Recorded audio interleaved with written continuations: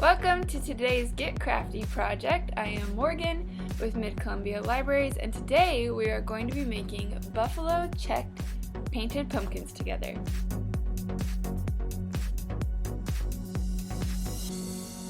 Supplies that you'll need today include a pumpkin, you can get any color you like, and then whatever colors you choose to do. I've decided to do a black and white check for my pumpkin. So I needed to get black paint and white paint.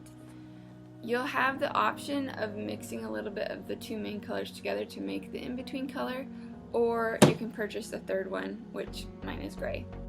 You're welcome to do it any other color. You'll just need a solid color and then white to be able to have those contrasting colors and then to mix it in between of the two. So the first step for this project is to paint our pumpkin completely white. You'll want to wash off your pumpkin first just to get any dirt off, and it might take a couple coats of white to get it to be solid. So we'll go ahead and start there. A couple helpful tips that I found online were to cover your surface with freezer paper. The wax layer prevents paint from seeping through onto your furniture, and it also would prevent a painted pumpkin from sticking to the paper. Another tip I read were to get some push pins to stick on the bottom of your pumpkin. This just elevates the pumpkin a little bit from your surface so that you can paint underneath easier.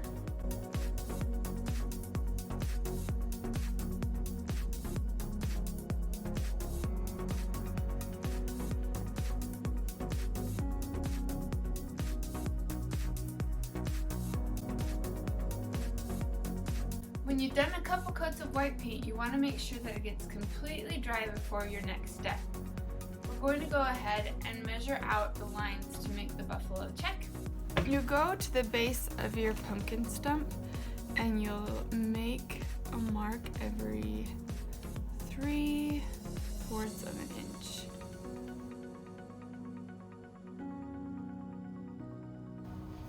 After that's done, you'll go ahead and make a straight line down the side of your pumpkin to make a vertical line down the center. Your eraser is your best friend during this step.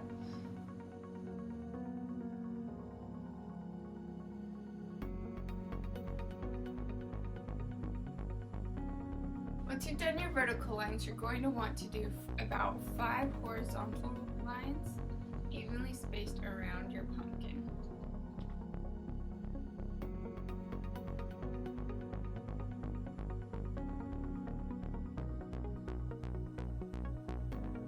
It's not going to be perfect, but it'll just add character. After you've traced out all the squares, you're going to mark which squares you're going to paint which colors.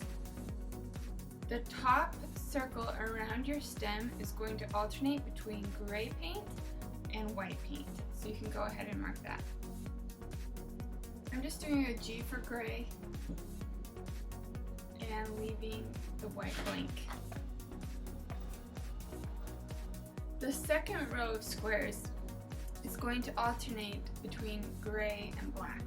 You put the black underneath the gray on the top row, and you put the gray underneath the white squares.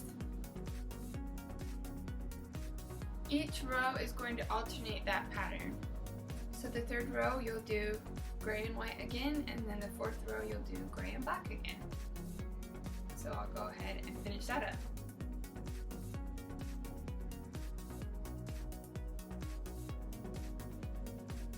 Once each square is labeled, we will go ahead and start painting them their assigned color.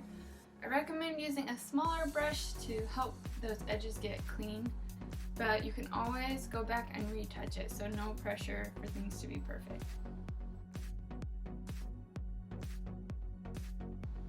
I'm going to save my bottom row for later when the rest has dried and I can turn the pumpkin over to do it.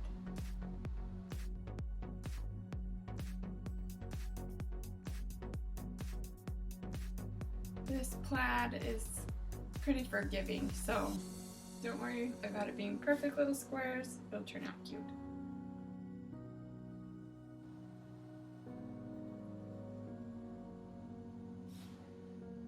are not the smoothest canvas, so be patient with yourself.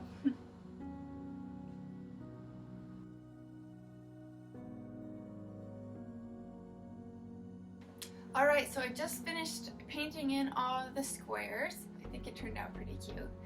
But I'm going to give my pumpkin a chance to dry completely, and then I'll go back and touch up the parts that need it.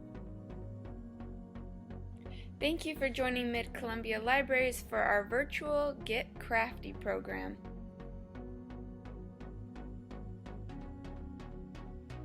I'll see you next month with another project for Get Crafty.